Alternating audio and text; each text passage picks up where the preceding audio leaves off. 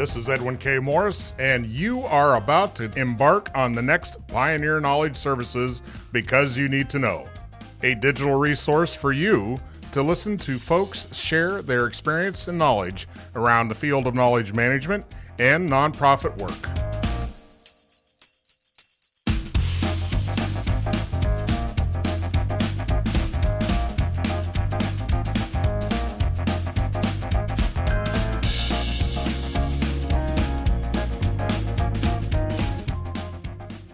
If your company or organization would like to help us continue this mission and sponsor one of our shows, email byntk@pioneer-ks.org.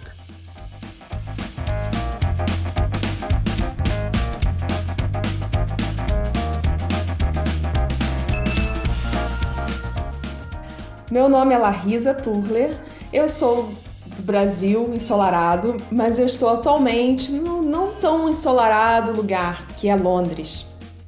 Well, my name is Larriza.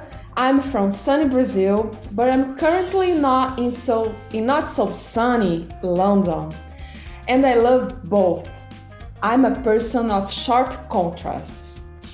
I've already lived and enjoyed the hustle and bustle of New York City and Rio de Janeiro, and the peace and calm of Milford in Kansas with a population of less than 400 people when I was a high school exchange student in the US. And also Andrelândia, a city with 12,000 people in Minas Gerais state in Brazil during the pandemic, with cows, chickens, horses, dogs, and cats, and of course, a very nice internet connection to do my work. At the time, I was doing KMAP consultancy for UN Women and IFAD. For me, it doesn't matter where you live since you found what moves you, your ikigai. And in my case, it's my family and my work. I'm a mother of a 5-year-old boy, and I have a bachelor's and master's degrees in communication. I still have that journalist spirit. But I found myself when I came across knowledge management more than a decade ago. I was working in the internal communications department of an organization in Brazil when I was invited to be part of the team that would implement a KM department. I didn't know what exactly KM was, but when I did, I just found my habitat. Then I pursued my doctoral degree in information science, studying knowledge management, and I did a career change to have a more flexible life with a focus on research, consultancy, and academy. I'm a consultant, a researcher, and a lecturer in the field. I love connecting people, organizing, creating content, making sense of things, learning through teaching, researching, and working with data. I'm now an Open Data Institute Research Fellow 2022. I envision a future that advances knowledge sharing and collaboration. The absolute best advice I have received was, be careful about what you wish for, you may get it. And that was from my grandpa, who is almost 100 years old. I can say I'm lucky enough to say that if I had to relive my life exactly as it was over and over again for eternity, in reference to Nietzsche's eternal return, I would do it. You're pretty awesome. That's quite a package you just put together there. Well done. Tell me about the work with the United Nations. What exactly was that about, and what was it for? That was an amazing experience because it was just before pandemic started. Sometimes when I think about pandemic, we think, oh my God, it looks like a century ago. I was doing a KM consultancy in a program for empowerment of women in the private sector. It was in 6 countries, so that was a huge challenge because it was only one in Portuguese, Brazil, and the other ones in Spanish, Argentina, Chile, Costa Rica, Uruguay, and one in English, Jamaica. So 3 languages. So we had to think in ways of people accessing that knowledge, and even when the program ended. So it was something they could still be using and exchanging experience too. So we got all that internal challenge to organize the knowledge, to make people know where the knowledge was and how they could use it, and also to see what each country was doing, because sometimes they were doing similar knowledge products, they were not aware, and they could all do a translation.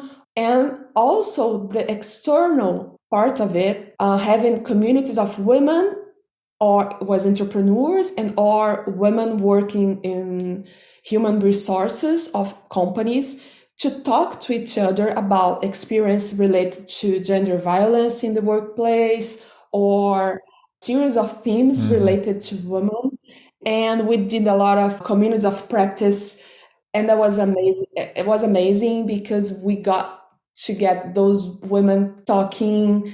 It was a fantastic experience. Sure. You created a multicultural knowledge management interface. Did you duplicate things by region, or did you somehow change anything for different cultures? Was there any consideration in building something specific, like the English version versus another? Yes, we had that cultural specificities that we had to deal with that. And we had like a process, and that was very nice. In the middle of the experience, they launched UN Women knowledge process production. When we had to produce a new knowledge product, we had to see if first to say that we researched it to see there's something similar or not, and then to state the usefulness and relevance of it. And also, how could you monitor this later on? It was really sometimes a lot of work. Sometimes it's very nice to just stop before you do a knowledge product and to think about it. Is it really important to do it right now? Is it relevant? It will be useful? How can I know that? This process you're talking about, do you have a template that's shareable? I can see what is possible to share, or just to, if it's not possible to share, it's possible to share what's included somehow in it, the topics. Okay.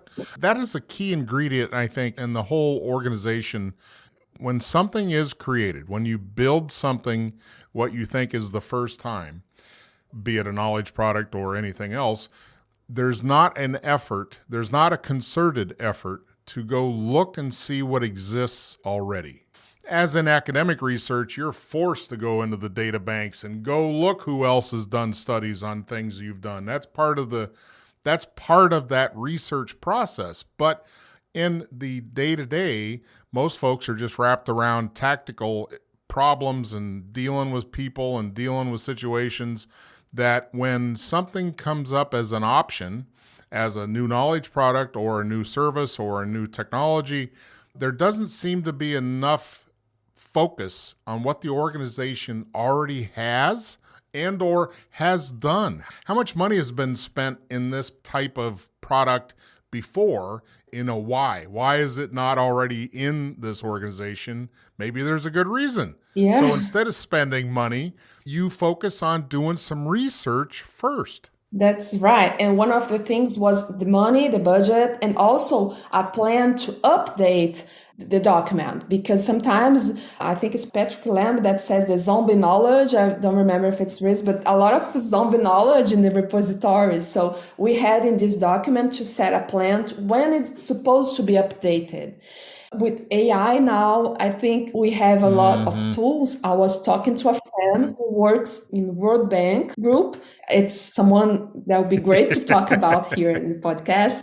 He was saying about the call knowledge package. It's like a dashboard. You are going to start a project. You put all the information in the dashboard, and then it gives you like past projects related to that one, research or reports, data that would be great for you to use it, people to connect, and it's all AI in that big organization database. Wow. That's fantastic. Where do we get that? How do I get one? I want one of those. Where are they? Is it a Microsoft product? Is it a Google product? I think, no, I'm not sure. Like generative AI adapted to them. Wow, that would be awesome. That would solve a lot of problems and give a lot of opportunity for showing usefulness of knowledge, the amount of usage, and what came out of the usage of knowledge to either create something else or to supplement something else. That would go a long way for all those folks that are all about the return on investment around knowledge management. You could simply say, well, here you go. That would solve a lot of issues. That's true. To make technology work for us.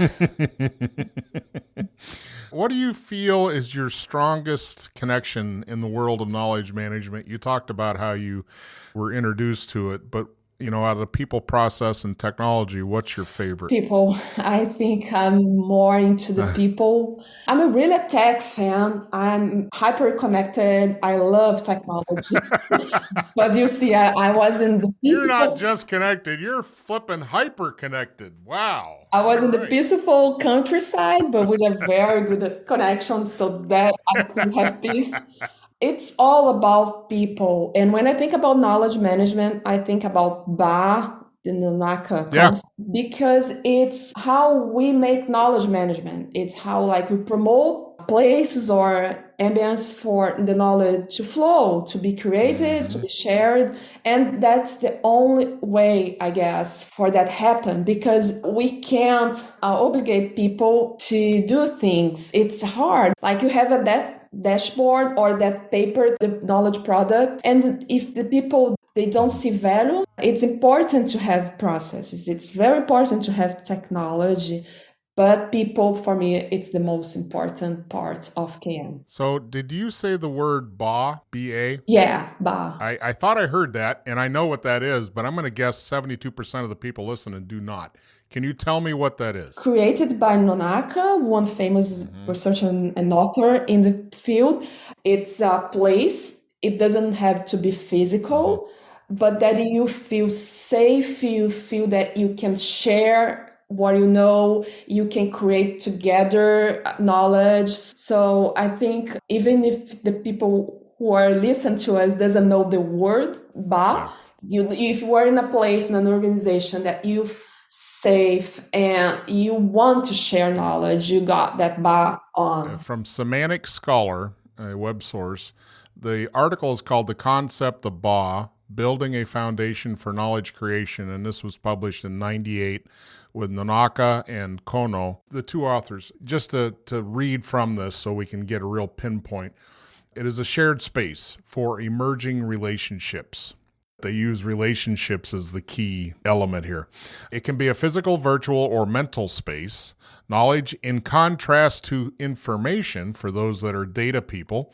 Knowledge in contrast to information cannot be separated from the context. It is embedded in BA. To support the process of knowledge creation, a foundation in BA is required. When I hear that, all I hear is culture.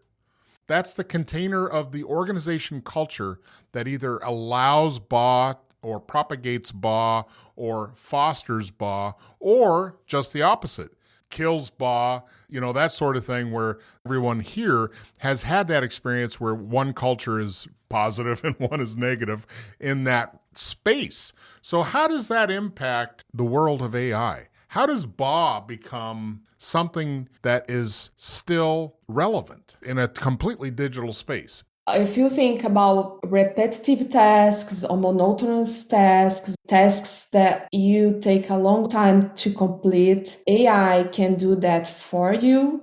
You have more time to make connections, relationships, and improve your BA. AI can help. This World Bank feature there, dashboard, I talked before. If that helps me to connect with people related to that project, that can help BA. If I could see a lot of lessons learned and I could not do wrong things or things that didn't work out well, that's great. I wouldn't like to commit the same errors that I don't even know they were there. I think that could help. It almost sounds like, as you were saying that, it was like that platform that you described and what its function was for from the World Bank experience is BA. Yeah. It is BA.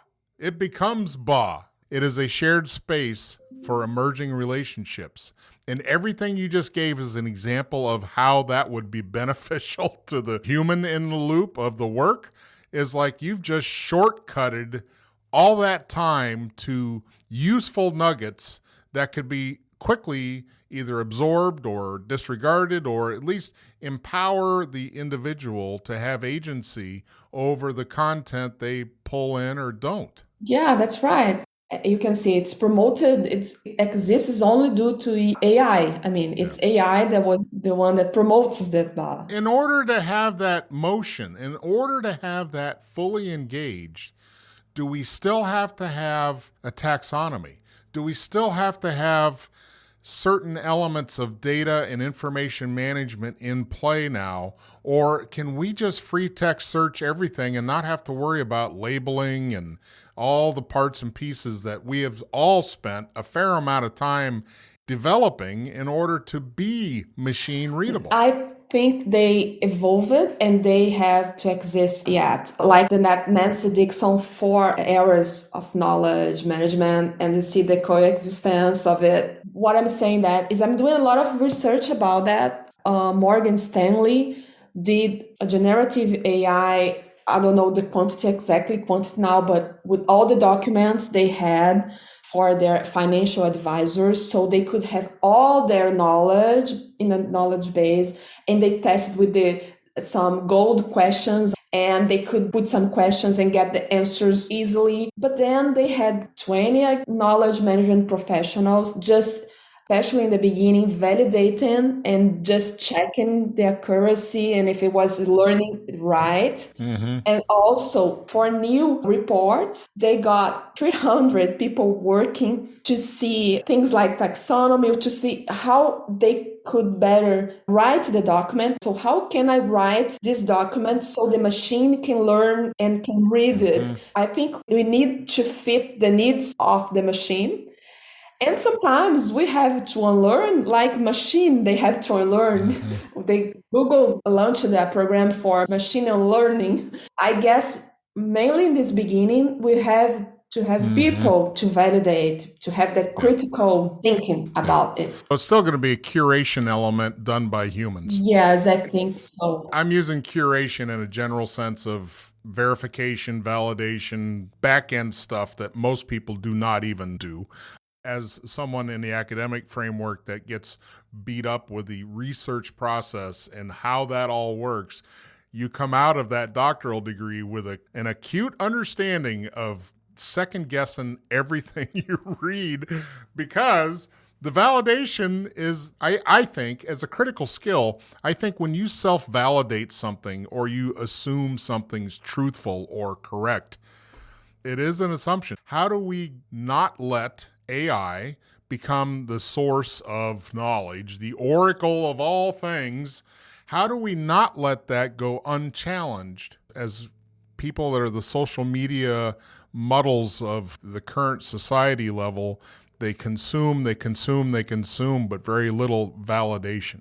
Yes, I guess we always have to have people as monitoring and looking if there's some bias or mistakes. For instance, in New York City, they use AI for schools, like you choose the schools, the preferred schools for your child, and then a system just distributes. And I was reading that they have a task force or a group of people to see if it was not biased. We can't forget, we have a lot of discussion about that. So far, a lot of the coding is made by men, and they can reproduce the bias. So. Yeah, and I think a lot of that, it becomes so natural. And by natural, I mean it's an innate tendency. It's not like you mentally throw a switch. It's not like a conscientious decision tree. It is very... It's unconscious bias. Unconscious, yeah. I mean, it just can slide in there and you're not even really aware of it because it's just been such a part of your system since birth. You just assume that's normal. That's normal. So how do you strip out all the personal... That here you go. You want to build some software. How do you build a software that is unbiased? And who gets to define what bias is? Yeah, that's tricky. Too, yeah. One thing they do is like encourage more, for instance, more women or more Black people to be in that software development field, so have more diversity. That can helps to improve it. And also, we have to, first of all, with unconscious bias, is to be conscious about it. It's the first thing, because since it doesn't solve immediately, but since we know there's a bias, we can think more and we can discuss this. And I think we take kind of generations to change. I'm a mother of a boy and I see things that, wow, and luckily we can see improvement in the next generation. But there's one group I love to follow informations and podcasts and all this is the Center for Human Technology from Tristan Harris. He was in that movie Social Dilemma, and he and his partner, the co-founder of, they got also podcast, very interesting, Undivided Attention. He worked at Google. He was saying that if we could do some small changes in the software development industry or in the big techs, and the technology is available for that. We just need to be aware and to make more human technologies. And they have a lot of documents and talks and suggestions for that. And I think we need to get together to think about that and to do small changes that will make a big difference in the future. Let's take a look at some demographics that I just pulled up, reflective of this year. And I can't cite the source because I can't really see where the source is, but it's one of those Microsoft Bing answers. So the source is Microsoft Bing. I'm a Binger, not a Googler. Demographics of the tech industry in the U.S. are as follows. These may be a surprise to some, but for most of us that have been in this end of the business, it's not surprising. 62% of tech jobs are held by white Americans. Black Americans hold 7%. Latinx Americans hold 8%, and Asian Americans hold 20%. 26% of tech jobs are held by women, and men hold 73%. The average age of an employed information technology pro is 42 years old. So that's kind of a slice of what you're speaking of, because just by that natural occurring element of who's white, who's Latinx, who's Asian, whatever, those come with whatever that baggage set is, whatever those goggles are that you were raised with or genetically adhered to, show up. And as you said, if you don't have enough of diversity across the pool to begin with, that's the problem, or that is a problem. That's right. Glad you brought so fast those numbers there so we could have a broader picture of it. Yeah, and it could more tangible to think about it. Exactly. Because I want to go back. I want to throw something in the future for you to see where you're going with this. So if AI becomes the generator of software, what if we get to the point where we don't have to worry about little demographics like this because we've got a machine that builds code, so we don't have to worry about bias? What happens when we become intergalactic? You know, the bias of everybody on this planet is, we like oxygen, we like water, we're all earthers, we have that all in common. But once we start traveling to Mars or wherever there's another population out there in the galaxy or other galaxies, how do we become? Is it race biased? Is it just? I mean, the human race is biased because X, and X.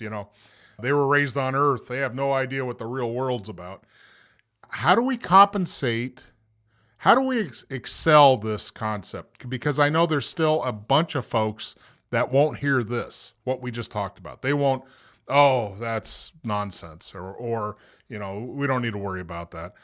What's your prediction? How are we going to navigate the stars? Wow, that's so futuristic. I mean, it's I haven't been so far. Well, think about it. It's going to be in your time frame, in your lifespan, at least your kids' lifespan, my prediction.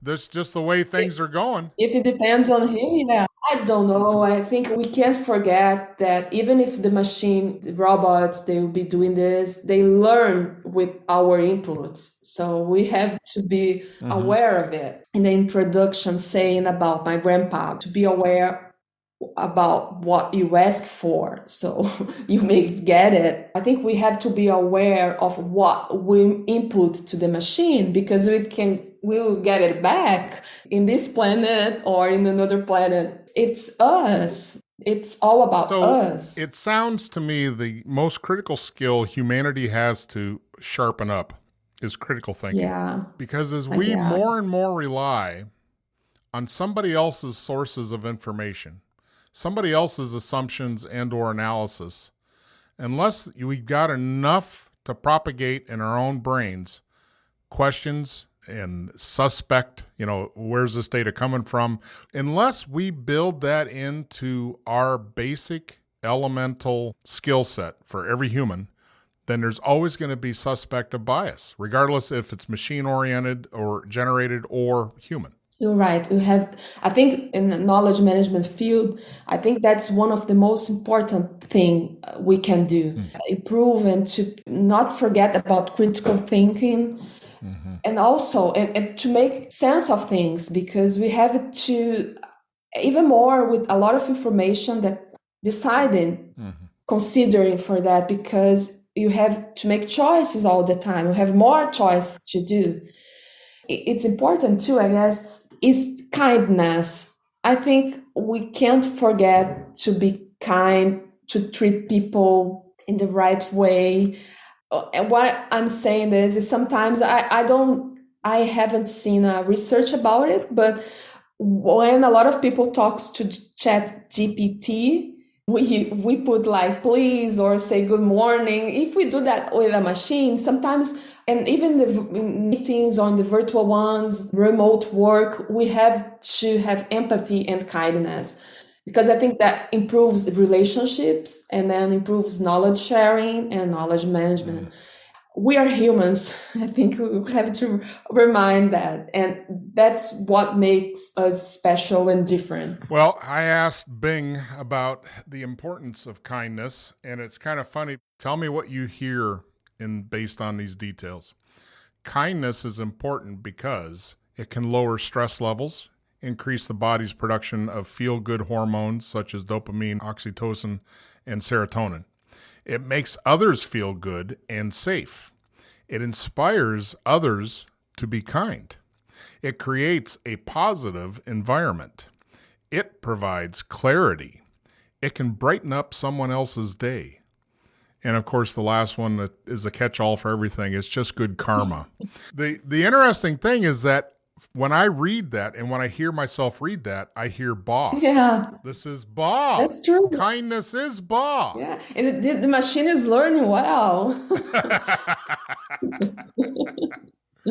Yeah. Very good, my friend. I think we've covered a lot of things and we've gone to the stars and back, and I'm excited about all of that push. And I saw your eyes kind of roll a little bit when I was asking these questions, but somebody's got to ask these questions, because it's going to happen. It's going to happen. Yeah. So how do you define knowledge management?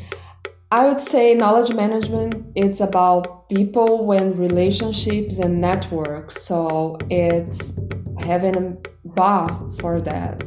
Get your ball. You know what? I think we need to make a t-shirt out of that. That needs to get reinforced. And I think putting a bow of kindness around the ball is perfect sense. That's a great idea. You are such an entrepreneur. You have that mindset. I do. Always thinking. All right, my friend, any last words of wisdom to those young organizations out there that are struggling with their knowledge? I would say connect with people, organizations. Don't be afraid to ask and to go for those people, because I don't know, I think our people are so passionate about knowledge sharing that we are open and we will share knowledge. When I went to New York City in 2015, I got in touch, for instance, what can I do here in knowledge management? I was doing my doctoral studies, so I reached to some universities, and one of those was Columbia University. They got the information knowledge strategy. I was like, oh, no one will answer me. I met Tom Stewart at Hoffman, and they were so kind to me. I was a Brazilian, I didn't know anyone. And then I got a connection with them and shared so many things and with the students there. And I can cite so many others like John Howell, a lot of people, just because we are in networking and we are connecting. And so we have the same challenges. We can solve together. We can see what they did. You have a lot of place and people to go, so connect with them. I think that is great advice. I want to come back to this kindness concept because of two things. When we first met, we talked about what you're passionate about. The sentence that it came out of our first meeting was, how can people curate human connection with intent to learn and share? And that is exactly what you just described. There is a quote here in my search of the importance of kindness from Mark Twain. Mark Twain said, kindness is a language which the deaf can hear and the blind can see. So it's impactful, people. It is impactful, and it can make a huge difference personally and professionally. Well, thank you, my friend. It was a blast. I say let's continue to converse and be kind to each other. Thank you so much. I love it.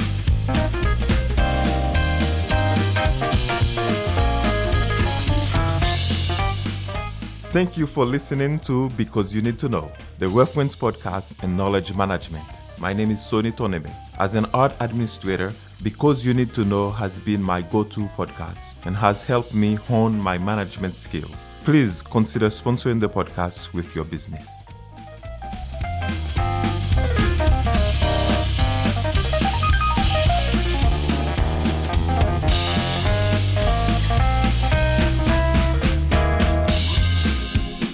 You have just finished our latest Because You Need to Know, a public service of Pioneer Knowledge Services. Please join us on LinkedIn and find us at pioneer-ks.org.